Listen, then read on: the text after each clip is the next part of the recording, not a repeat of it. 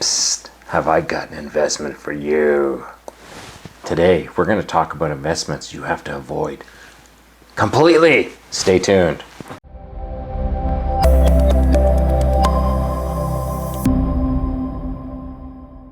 Frank Thomas here from Wealth Generation Strategies, and I love putting out videos talking about creating wealth in your life for yourself and for your family.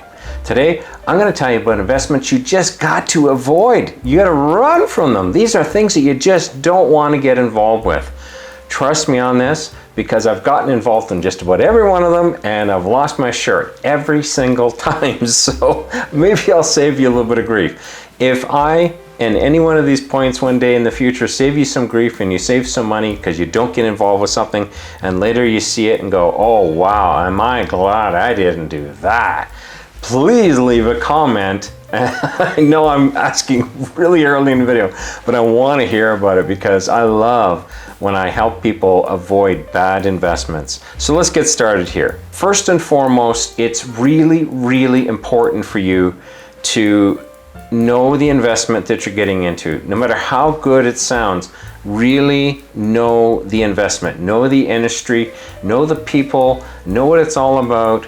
Be so rock solid about it that you really know what's going on and you feel very confident that this is a good investment, because any investment, even if it's a good one, if you don't understand it, can be a terrible investment. I invested into a land deal that looked like a good investment. I had recommendations from friends who had invested with this company. I invested and lost more than half of it at the end of the day. 10 years later, I got about half the money back, so I lost most of it. It made me gag. Yeah, even though it was a good investment, I didn't fully understand it. Something I never invested into, something I should have taken a little more time to contemplate. Yeah, so it doesn't matter. Know your investment. The second one here is don't make emotional decisions when investing.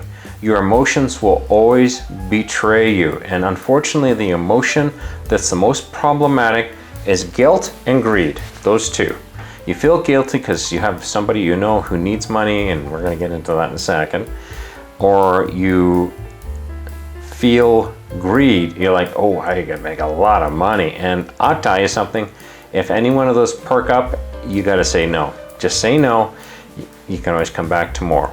The next one, I did touch into it, never invest into family. In other words, don't give family loans. I have a rule in my life. Now, it's not that I'm a shrewd and I don't give to my family. I do. I truly give to my family. The rule of thumb is if I can't give you the money, then I can't offer to you as a loan. I'm never going to put you on the hook. I always found every single time that it turns into an icky situation. Every single time. And it's turned into icky situation after icky situations. If we haven't got the extra cash that we can just give, and we've sometimes given large sums of money to family members and friends that have had need, and they say, oh, we'll pay you back, and then we say, nope. If we weren't able to give this to you, then we wouldn't have offered it. So no. If you want to one day, bless somebody else. We've found that that's a much better way. That immediately releases the person. And there's been times when the other person will go, you know, I don't feel good about this. I don't feel comfortable and I don't want to take the money. It doesn't happen often, but it does happen. But if we haven't got the money just to give, we don't. Because I promise you, it will avoid family feuds. Just trust me on this one.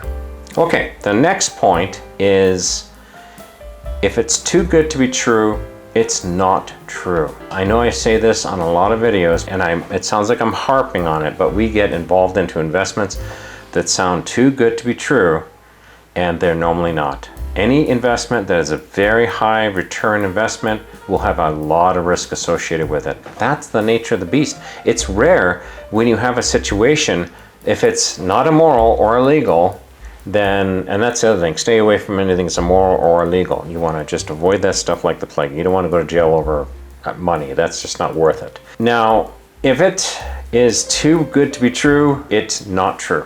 Just trust me on this one. I got involved in this crypto deal that was, you know, you get 1.5% daily on it and you're going to make a lot of money, and I got scammed out of 10 grand, about 10 grand, 8 to 10 grand. And you would say, well, that was pretty dumb, Frank. But you know something? I wasn't the only one. There was millions and millions of dollars that were scammed out of people. I got cooked. I got hooked and cooked just because it looks legitimate, and I did all my homework because I was thinking, like, the bells were ringing in my head saying, ooh, be careful. I did my homework and I went looking at the company. They didn't seem fly by night, and they were absolutely fly by night, because at the end of the day, one day they cooked everybody's goose and ran away with the money. So that's what happened. So if it's too good to be true, it's not true. Trust me on this one. Before we get into our bonus, have you gotten any good value from this video? I know it's a bit negative, you know, what to not to invest into, but if you get good value, give the video a like. I really appreciate it, and I really hope that one of these points keeps you out of something icky or bad, or you just plumb lose money. I've lost more money than I care to add up in life. I'm sure I've lost close to $1 million on bad investments.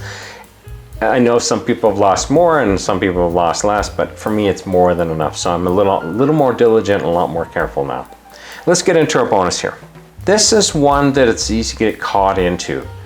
And it could be done in good pretense, and it could make a lot of sense, and it could, and it could, and it could, and it doesn't. And that's borrowing money to invest. Never, ever borrow money to invest. I promise you that it'll turn around and bite you if you do that. I got involved in an investment opportunity. It required me to free up capital to get involved into it. What I did was I refinanced my house, took money out of it, put it into what's called a HELOC, home equity line of credit.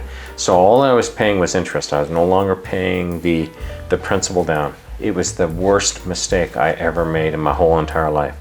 I should have left my mortgage alone. I should have just kept paying it off. When I sold the house, I could have had one heck of a payday. In the end, I ended up owing way more than what I even bought the house for. When I sold the house 18 years later, I really didn't get the value from it. So never borrow money to invest. It is just a losing game.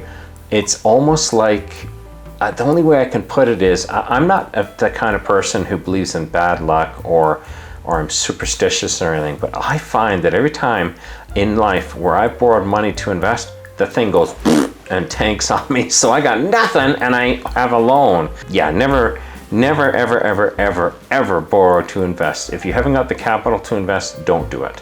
So that means you got to save up some capital. If you want to learn how to save more capital faster, I've got a really great video that I just put out. It's called The Elements of Rapid Success. It should be showing up on the screen now. Go take a peek. I'm sure you're going to enjoy it. We'll see you over there. Talk to you then. Bye-bye.